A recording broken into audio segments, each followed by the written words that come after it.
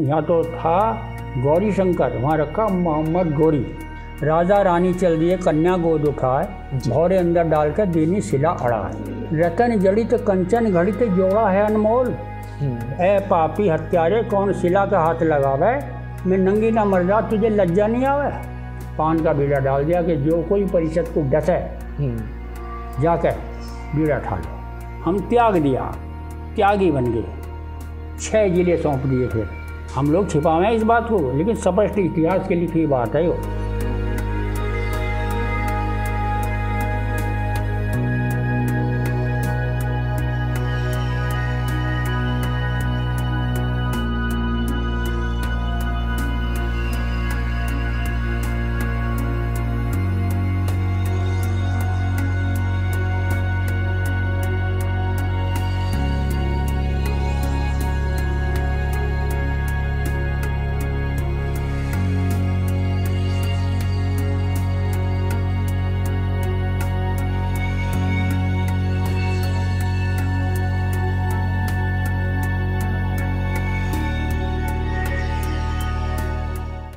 आज हम आए हैं परीक्षितगढ़ में, किला परीक्षितगढ़ जो कि नाम है इसका।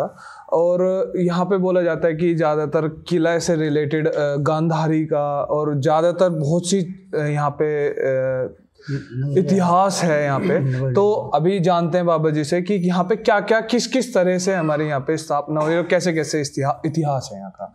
तो बाबा जी नमस्ते, थोड़ा सा यहाँ के बारे में बताइए कुछ। यहाँ ये महाभारत है, बाद में चक्रव्यूह में अभिमन्यु तो खत्म हो चुके थे। हाँ जी। और इनके जो लड़के हुए परीक्षित हुए जी, परीक्षित भी गर्भ में थे और नवल देवी गर्भ में थी, राजा बाशक की लड़की पाताल लोक के जी। अब राजा बाशक के मन में बेईमानी आ गई। राजा बाशक ने कहा कि इस लड़के को मार दो। हाँ जी।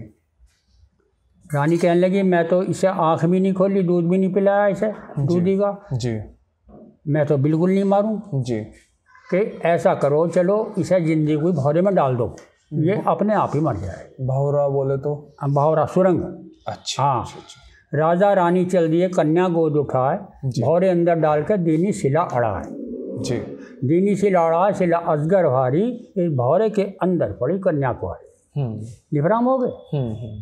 फिर पहला पाप करा, फिर दूसरा पाप क्या करा कि दक्षिण दिशा में एक महल बना था जी, यानी विश्वकर्मा ने अपने हाथ ही चुना था जी। उस पर जो एक औरत को देखी उन्होंने तो उस पर मोहित हो गए जी। ये पता नहीं था कि ये तेरे भांजे की बहू है। चंपा देवी उसका नाम था। उस पर बुरी नज़र करी जी। एक दूती को भेज दिया कि जाओ इसे चूड़ी पहना कर आओ और मुझे जी कह देना तो जी कि राजा बाशक ने ये जोड़ा आपके वास्ते भेजा जी।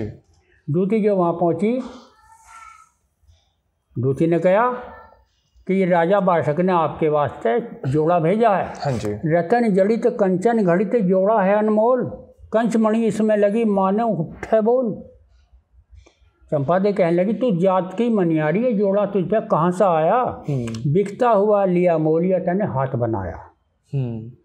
उसने साफ बता दी कि ये जोड़ा आपके वास्ते राजा बाशक ने भेजा।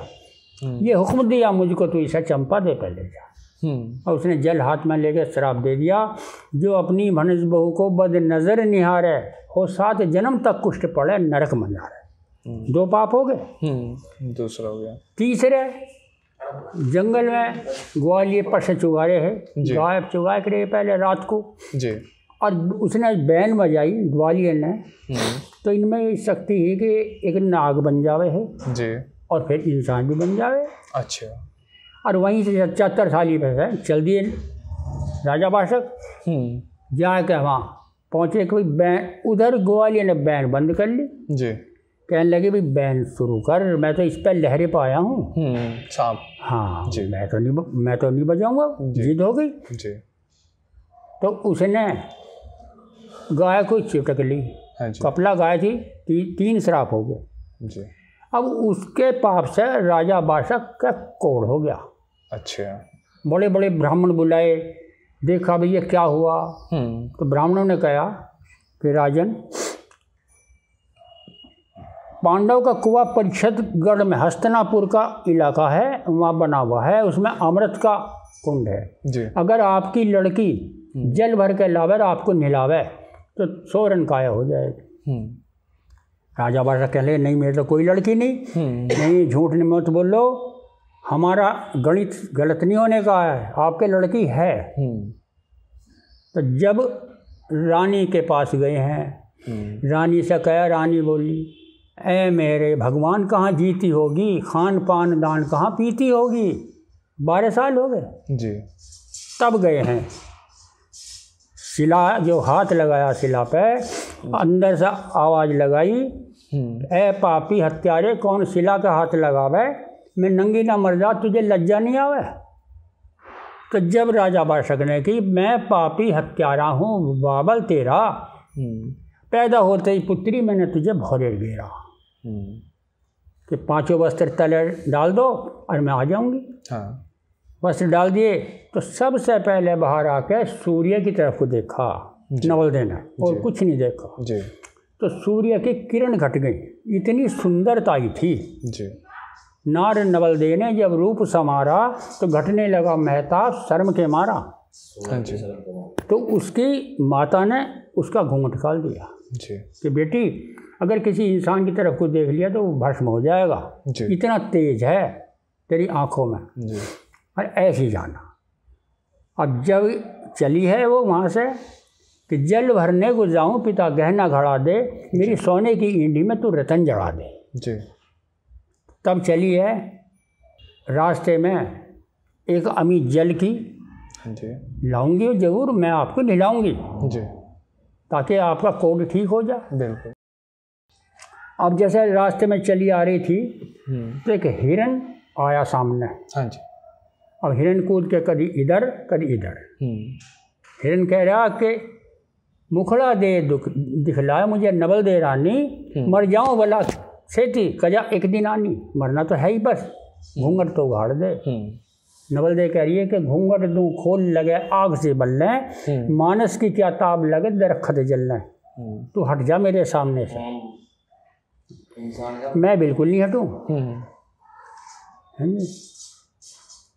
जब जिद पे अड़ गया ज़्यादा हिरन, मजबूरी घूंघट उघाड़ना पड़ा।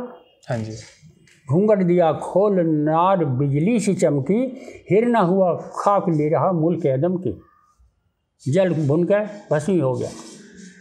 5 हिरनी ही उस हिरन के। अब ये सामने सिर मारें रोवें और एक हाल करें कि ये 5 का एक ही पति आता है, तो हमारे पति को भस्म कर दिया। नवल दे कहने लगी मैंने तो बहुत समझाए, मुझे मजबूर मेरा रास्ता ख़राब कर दिया इन्होंने। जी जी। तो मिल के 5 हिरनियों ने ये श्राप दिया है, हो जवानी में रांड तू जैसे हमको किया है, तू भी ऐसी रांड हो गए। श्राप दे के चल दे आगे आए के। अब ये यहाँ वन खंड था बहुत ज़्यादा है, यहाँ परिषद घूम रहे थे जिनकी मांग थी ये किला में। हाँ जी। कुएं के पास घूम रहे, जी जी। उनकी मांग थी तो वो भी गर्म में थे उस टाइम, ये भी गर्म में थी। जब इनके पिताओं ने वायदे भरे और उसने ये देखा किस राजा की राज दुलारी है, इस वन खंड में तेरा क्या काम है, कौन है, कहाँ से आई है। नवल दे कहने लगी बेटी बासक राव की मेरा नवल दे नाम, पांडव का अमृत कुआं वहाँ है मेरा काम, वहाँ है मेरा काम, एक अमी जल की ले जाऊँ, अब बाबल का हुआ कुछ उन्हें जा नहीं लाऊँ। परिषद कहने लगे बेटी बासक राव की अगर तू है तो मेरी मांग है, तू भी गर्म में थी मैं भी गर्म में था, तेरे पिता ने तो बेईमानी करी है, जो छुपा के रखी अब तक मैं नहीं जाने देगा तुझे। जी। कहने लगी कि जल तो मैं जरूर पहुँचाऊँगी। सांपन बनकर कुएं के मन से लिपट गई क्योंकि अपनी खो बदल ले हुए और परिषद देखा चारों तरफ को कहाँ चली गई, अब तो यही थी। परिषद ने देखा ला जब खूब जतन से बन नागन लिपट गई कुएं की मन से, है पांडव का वरदान चोर छिपता नहीं, असल रूप धार नार सामने आई। जी। वो तो पांडव है बेबी जी और उनकी मांगी। बिल्कुल। तब कहने लगी क्योंकि जल नहीं भरने दे कहूँ तुझे मैं तो झाड़ फूँक फेरे ही करूँगा कि जल तो मैं जरूर ले जाऊँगी, तो भर लो। अगर तुम बाशक की लड़की है और मेरी मांग है तो कई सहस्त्र मन की शिला ढकी हुई है कुएं पे ऊपर। जब से हमारे बुजुर्ग ख़त्म हुए हैं, महाभारत हुआ है, कुआं बंद है। कि अगर मैं आपकी मांग हूँ तो शिला आप ही हट जाएगी। ले शिव जी का नाम जब ये हाथ लगाया, हट पत्थर दो हुआ दूर, कुआं सूखा पाया। जी। डोर डाल दी इस कुएं में, जितनी भी डोरी सब चली गई। जल पहुंचा पत्ताल कुएं तने ये क्या ठानी, मेरी ओछी रह गई डोर भरूं किसी पानी। अब दूंगी शराब कुएं तुझको वारे, मेरे सोने के कल से तने औंधे मारे। तो कुआं बोल पड़ा एकदम। जी। कुआं कह रहा है कि मत दीजिए शराब, कहिए ना ऐसी हेठी, मैं लगूं तेरा जेठ तो मेरी धर्म की बेटी। पल्ला कर ले जब जल भर। तो इसने घूंघट निकाल रहा है और जल भर के ऊपर आ गया जल। जी। ऊपर आ गया, झट हाथ पकड़ लिया परिषद ने, अब नहीं जान दूँ। ये तो बात सत्य हो गई, तो मेरी तो मांग है, ये शिला हटती नहीं किसी से, तेरे हाथ लगते ही हट गई। झट नारद जी आ गए। हाँ, नारद जी कहने लगे नहीं ऐसा नहीं, जल जाने दो, ले जाने दो इसे, लेकिन झाड़ फूंक फेरे कर लिए वहीं इनके, झाड़ में आग दे के नारद जी ने फेरे फेर दिए। अच्छा अच्छा। और ये चल रही है। हाँ जी। अब जिस टाइम पाताल लोक में पहुंची तो बड़ी खुशी पैदा हुई। वहाँ कहीं भी जो काम लड़का नहीं कर सकता, आज देखो लड़की ने करा है। हस्तिनापुर से जल लाइए भर के, पांडव के कुएं पे से बहुत। जिस टाइम राजा बासक बैठ गए तो अपना पैर ऐसे रख लिया उसके पैर पे, अपने पिता के पैर जी, और जल डाल दिया। अब जहाँ जल पड़ा सब काया सोरन की होगी। ये जान के पैर रखा था, अंगूठा दाब उनका कि जिससे यहाँ रह जाए और मैं दोबारा जाऊँ, इस बहाने से। अब जब सारा जल खत्म हो गया, सारी काया सोरन की होगी। बाशक ने जो देखा कि बेटी ये गूंठ कुष्ठ दुष्ट रह गया भारी जी, अमृत की हो बूंद तो जरा झाड़ दे झाड़ी। कि पिताजी और तो नहीं है, पर मैं और लाऊंगी। नहीं नहीं, अब मत जाना, वो पांडव का कुआं है। माता भी कहने लगी, जाना तो उससे जरूर था कि कसम खा ही। तो कहने लगी कि नवल देखे, अरे माता मेरी तो मुझे क्या समझावे, मैं मारूं फुंकार तुरंत भस्म हो जावे, भला ऐसा कौन है मुझे रोक लेगा। इस बहाने से फिर आ गई, फिर नहीं गई। अब वहाँ भी पता चल गया कि नमलदेव को पांडव कुल में रोक ली। और गुस्से में आ गए बादशाह राजा ने सारे नाग बुला लिए, दरबार लगा लिया, पान का बीड़ा डाल दिया कि जो कोई परिषद को डसे जाके बीड़ा उठा लो। किसी ने नहीं डसा, उठाए नहीं। जब तक्षक एक भाई था इसका, उसने बीड़ा उठाया कि मैं परिषद को डस कहूँगा जी। अब आए क्या, जिस टाइम आए महल में बैठ के चुप मोरी में बैठ के मुंह फाड़ के परिषद जो है खाना वाना खा के जब कुल्ला करा तो अन्न का अक्ष उसके मुंह में चला गया। उसने सोचा कि यार अब इसका नमक खा लिया, अब डसना नहीं है। वो तो लौट गए वापस, जाके कही कि मैंने अन्न का अक्ष मेरे मुंह में आ गया, अब मैं नमक हरामी कैसे करूँ जी। फिर दूसरे भाई आया है जी। इतने वो आने से पहले फिर परिषद जो है श्रृंग ऋषि स्थान पर पहुँच गया। अच्छा। घूमते घूमते अच्छा। और वहाँ श्रृंग ऋषि जी के पिता सिमिक ऋषि जी तपस्या में बैठे, आँख मीचे हुए जी। श्रृंग ऋषि और घूमने गए थे, और ऋषि बहुत है गैल में। और इन्होंने जाकर परिषद ने ये बात की कि ए ऋषिराज हमें जल पिलाओ। तो उन्हें आँख ही नहीं खोल ली, ये तो समाधि में है। तो इन्होंने मरा हुआ सरफ उठा के जी बाण से ऐसे गले में लपेट दिया। देखो हम राजा हैं, सुनते ही नहीं। हाँ। इनके मुकुट में कलयुग बैठा हुआ था उस टाइम। क्यों कि एक काला आदमी मूसल उसके हाथ में, अरे गऊ को दांग रखी थी उसने। परिषद ने बाण चढ़ा के कि बता तू कौन है, मेरे राज में शेर बकरी एक घाट पानी पी रहे हैं, मंजाल शेर के नीचे बकरी को देख ले, तू एक गऊ को दांग रहा है, अभी मार दूंगा, पता जल्दी कौन है। महाराज मैं ब्रह्मा का चौथा पुत्र हूँ, मेरा नाम कलयुग है। हाँ जी। अब ये युग खत्म हो गया, अब मुझे भी अपने राज में थोड़ी जगह दो जी। अब एकदम ज्ञान बन गया परीक्षित को, भाई युग बदल गया, कलयुग आ गया। राजा कहने लगे परीक्षित, सोना और मदरा धाम रंडी के रहना, देखो नहीं और जगह मेरा मानो कहना, 3 जगह रहना, अगर चौथी जगह देख लिया तो मैं उसी टाइम मार दूंगा। महाराज मुझे तो यही बहुत है। इतनी कह के एकदम रम गया। कौन सी है 3 कौन सी? सोना और मदरा, दारू धाम रंडी के रहना जी, देखो नहीं और जगह मेरा मानो कहना। कलयुग कहने लगा महाराज मुझे तो 3 ही जगह बहुत है।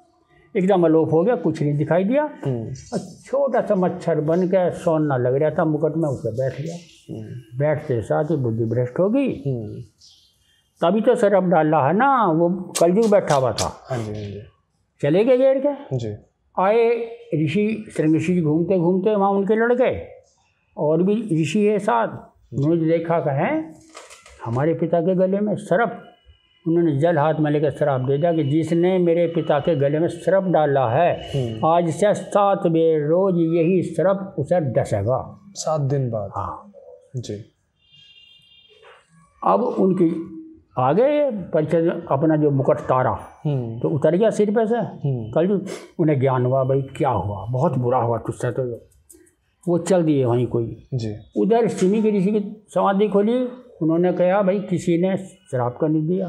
श्री ऋषि जी कहने लगे कि मैंने दे दिया। मैंने क्या दिया भाई? कि मैंने तो ये दे दिया कि आज से 7 बेर रोज यही सरफ उसे डसेगा। तूने बहुत बुरा करा। भाई उनकी गलती नहीं थी, वो तो कलयुग का प्रवेश था उसके मुकुट पे। बिल्कुल। पर वे तो पांडव कुल में इतने अच्छे राजा हैं, साधु संतों की बड़ी सेवा करने वाले। भाई चलो बता तो दो कम से कम उन्हें कि आपकी तो आयु ही 7 दिन की है।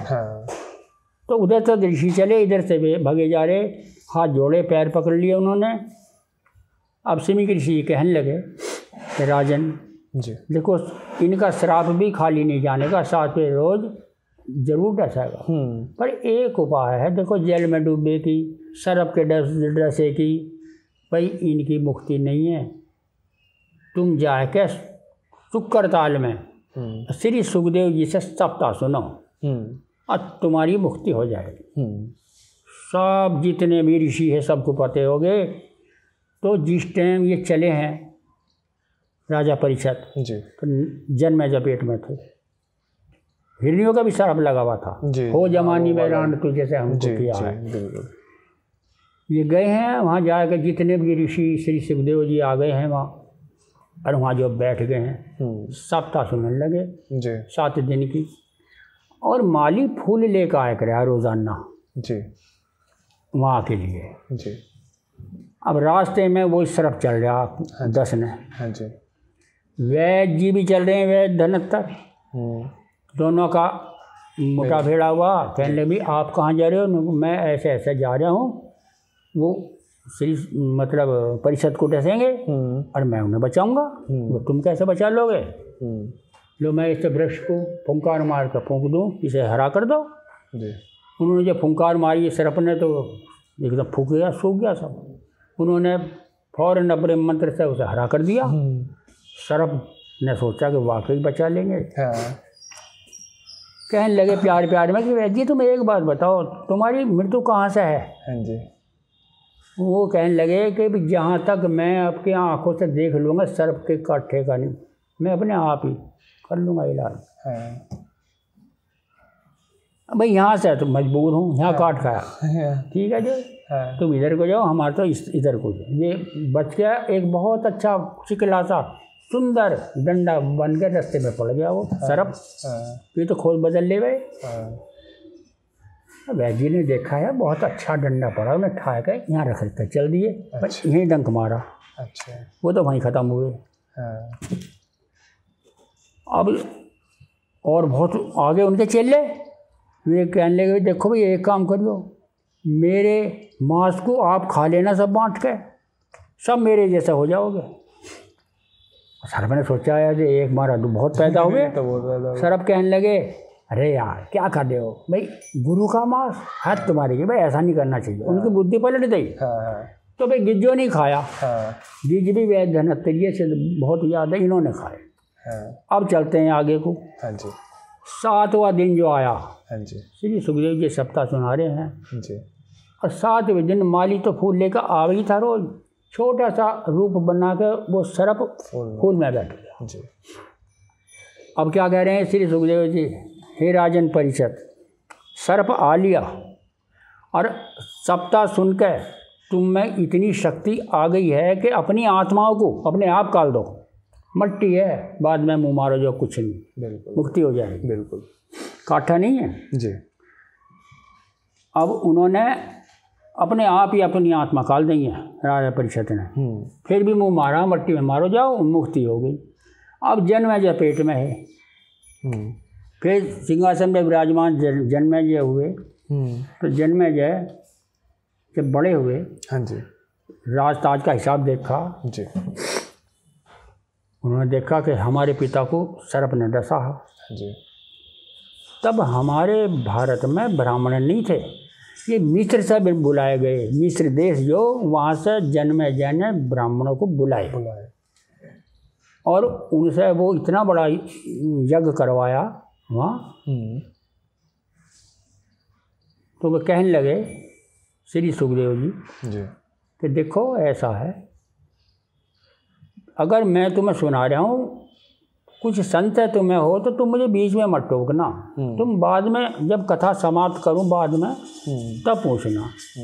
ठीक। अब उन्होंने शुरू से ही महाभारत का इतिहास सुनाना शुरू कर दिया कि जिस टाइम दुर्योधन ने 16,000 हाथियों का मोर्चा लगाया था इकले भीम से लड़ने के वास्ते, तो भीम ने 10,000 हाथी अंबर में फेंक दिए पहली लंबर में, आगे 6,000 रहे, पूरी गदा का काम नहीं। अब झट बोल पड़े जन्मेजय, बस जी महाराज बंद करो, बिल्कुल गप, बिल्कुल झूठ, 10,000 एकदम फेंक दिए। राजन एकदम नहीं फेंक दिए, आज भी आसमान में घूमते फिरते हैं, यो बिल्कुल ही झूठ, भला आज भी घूम रहे हैं। तो वे कोई जिंदे थोड़े थे, वो तो एक ऐसा है जो ऊपर चीज चली जाए वापिस आते नहीं, आज भी है। हाँ जी। अच्छा, उन्होंने तो कथा बंद कर दी। अब उन्होंने देखो एक काम करो, उन्होंने वायुमंडल में मतलब बंद करके हवा एकदम, और वो जितने भी हाथी है भदाभद उसमें ही गिरने लगे, उनकी मुक्ति वहाँ करी है, करंक है। अब राजा जन्मेजय देख रहे हैं, अब वो ही जो सरपा वो भाग लिया निकल कर, वो तो मंत्रों के द्वारा खिंच खिंच के आ रहे हैं और उसमें गिर रहे हैं, भस्म हो रहे हैं सब। वही सरप भाग के जाके विष्णु भगवान के सिंहासन के पाए से लिपट गया। तो वहाँ तो मंत्र बोल रहे थे, सिंहासन भी उठ के चल दिया। वे उठे, अरे इसे छोड़ दे तक्षक, महाराज मेरी जान बचाओ। मैं कैसे छोड़? नारद जी बोलेगा आओ तुम मेरे हाथ में आओ और मैं चलूँगा लेकर। जब नारद जी पहुँचे वहाँ, नारद जी कहने लगे जन्मेजय से कि राजन किसी भी चीज़ का बस नष्ट करना अच्छा नहीं है, कि महाराज यही तो है वो, इसे तुम मुझे दो। क्योंकि ये शर्त पर पहले बचनों की बात थी कि मैं तुम्हें दे दूंगा लेकिन मारना नहीं है। क्योंकि जाओ, मैं मारने का नहीं। हाथ में दे दिया, इधर कोई सूंघ दिया, इधर कोई सूंघ दिया, तो दो ही हो गई, दो मुँह बन गए कि मैंने मारा भी नहीं है, इसे सजा भी दे दी है मैंने। अच्छा, दो मुँह बोल। हाँ, श्री सुखदेव जी बोले देखो जो मैंने मना करा वही तुमने करा है जी। तुम्हें उपदेश तो हाँ कहने लगे जन्मेजय के महाराज तुम जब भी थे, जब महाभारत हुआ, हमारे पूर्वजों को बड़ों को तुमने समझाए क्यों नहीं जो आपस में लड़के मर गए? भैया होने को बनाई है, मैं तुझे समझा रहा हूँ, ले वो तो पुरानी बात होगी। दक्षिण दिशा में एक पैंठ लगेगी, तू उस पैंठ में मत जाइए। अरे घोड़ा भी क्या कर, तू उस घोड़े को मत लेइए। अजी इनको तुम क्यों बात करो, मैं पैंठ ही ना लगन दूँ, इनको बिल्कुल सारे काम होंगे ये। और तो घोड़े को तू लिया हुआ तो तुझे एक और तो बहुत सुंदर मिलेगी, तू उसे शादी मत करिए, उससे घर में मत लेइए। अजी इनको लंबी बात मत करो, मैं ये सारी पैंठ ही ना लगन दूँ। क्योंकि होंगे सारे काम। हाँ। और फलाने दिन तेरे से 5 खून भी होंगे। अच्छा। असमाप्त कर दी कथा। वो पैंठ भी लगी, दक्कन दिशा में गए भी, घोड़ा श्याम करण अच्छा घोड़ा, भाई ये तो राजो वाला घोड़ा, खरीद भी लिया। एक औरत भी मिली वहाँ बहुत सुंदर, यार ये तो पटरानी बनाने के लायक, उसे भी लिया है। अब वो यज्ञ संपूर्ण तब हुआ है कि उस घोड़े को खड़ा करके भाई यज्ञ की जब है मंत्र बोले हैं तो रानी भी हाथ लगा हुआ है लिंग पे और राजा भी लगा हुआ है, तब मंत्र बोले हैं तो यज्ञ संपूर्ण तब होती है। अब जैसे वो हाथ धरा राजा ने, फिर रानी ने भी रखा उसने, तो 5 कोई ऐसे हंस पड़े ब्राह्मण। हंसी छूट गई। सब तरीके के हुए हैं भाई, धार्मिक भी हुए, मार्मिक भी हुए हैं। अब जब हंसे गए तो जनमेजय को बहुत बुरा लगा, उन्होंने खाया तलवार, 5 को सिर ताड़ दिए। श्री सुखदेव जी बोले क्या कहा मैंने तुमसे कि 5 खून होने हैं तुमसे, होने को बनाई है, तुम कहे तुमने समझाए क्यों नहीं हमारे पूर्वजों को जो आपस में मर गए। मैंने तुझे अभी समझाया, कोई ज़्यादा टाइम नहीं हुआ, यज्ञ संपूर्ण हो गया। फिर ब्राह्मणों को बहुत धन दे दिया, ढेर लगा दिया धन का, है जी। वे बोले जी हम मिस्र से आए हैं, कब कितने दिन आए हैं, अब इतना टाइम यहाँ गुजर गया, हम कहाँ जावें। हम त्याग दिया, त्यागी बन गए। 6 जिले सौंप दिए। फिर जनमेजय ने 6 जिले लिख दिए त्यागियों को, जाओ तुम्हारा बोलबाला रहेगा, जायदाद रहेगी तुम पर। कुछ ने कह दिया कि ये हमारे बस के ना हल पर जोतना या कसला चलाना, हम तो पत्री पोते में से काम कर लेंगे जी। ये ब्राह्मण बन गए। अच्छा, असल बात तो ये है ना। हाँ जी, हाँ जी। तो ये नवलते का इतिहास ऐसा है। हाँ जी। अच्छा और सुनो, जनमेजय के हुए राजा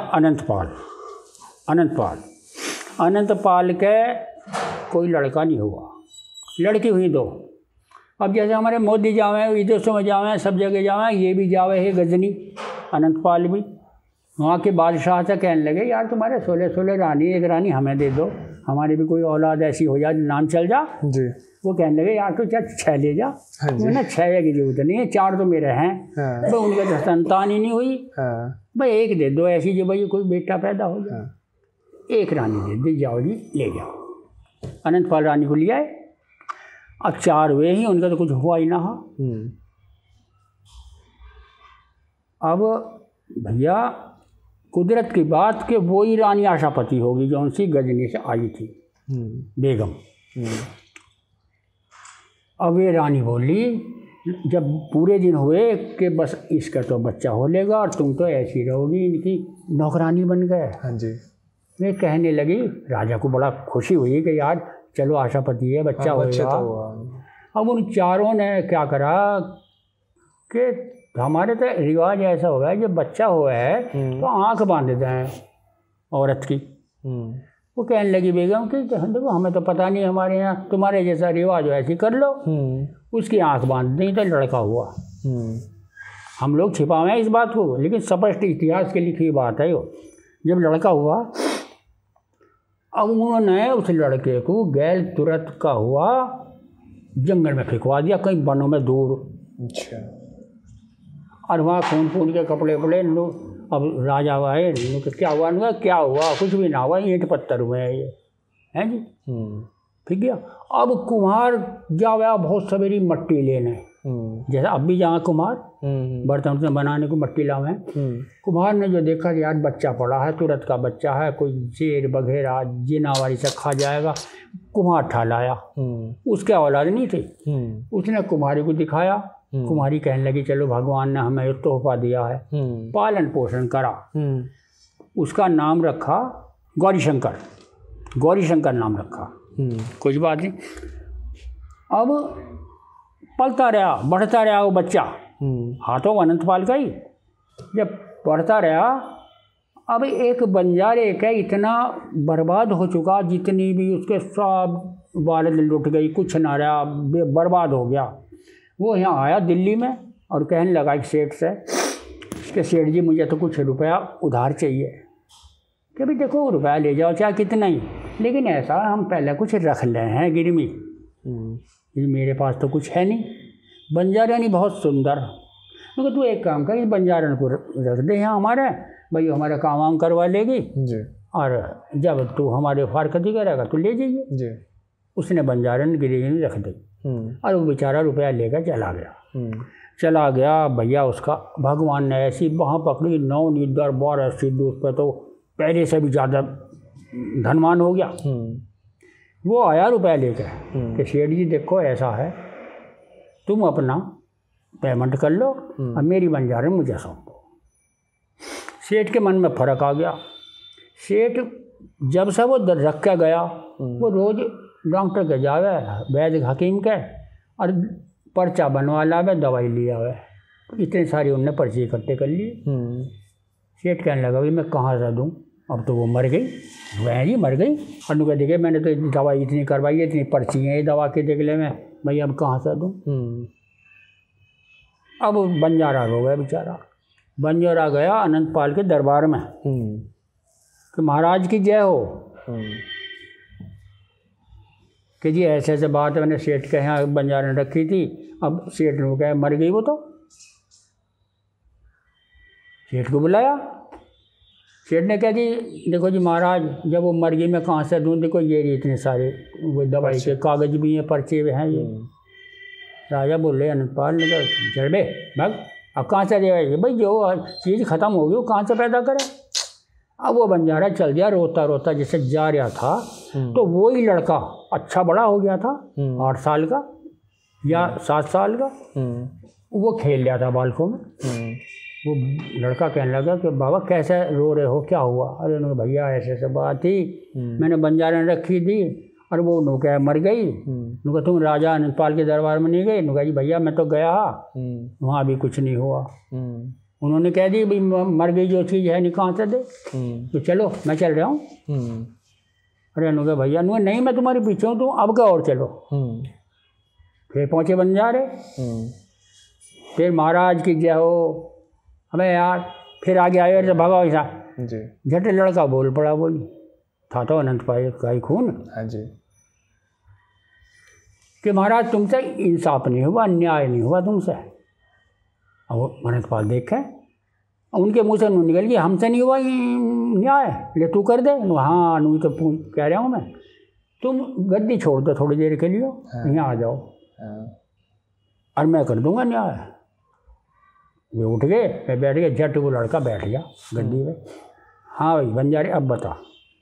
अजी मैंने बंजारन रख ली थी गिरवी, कुछ रुपया ले गया, अब मैं रुपया दे रहा हूँ तो सेठ ने कह रहा बंजारन मर गई। 2 सिपाही भेज दिए पड़ गए थी, जाओ सेठ जी को बुला के। हाँ भाई कैसे कैसे बात है। नुका जी बताओ, देखो इतने सारे ये कागज हैं, दवा भतेरी कराई, अब वो मर गई, मैं कहाँ से दूँ। नुका अच्छा किस वैद्य से लाए दवा। मुझे फलाने से, तो वैद्य ही। 2 सिपाही भेज दिया, जाओ वैद्य को बुला के। वैद्य भी आ गए। हाँ जी वैद्य जी, इन्होंने दवाई ली तुमसे। मुझे दवाई तो मुझे ले जा, पर्चा तो ये ले जावे, मैं दवाई दे दिया, पर मरीज का न बजना देखी मैंने, नाम मरीज का मुंह देखा। तो वैद्य तो भी अच्छा।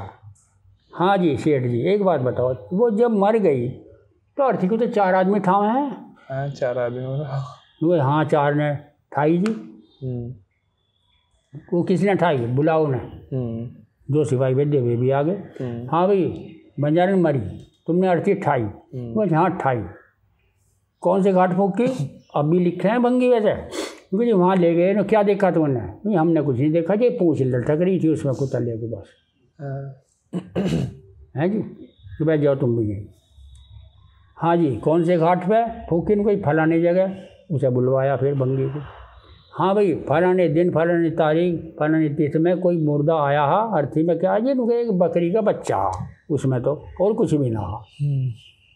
अच्छा सिपाही जगह लगा साली के सेठ के अंटर, पर 2-4 अंटर जो जी बता रहा हूँ तो जब ही ला के बंजारे को सौंप दी।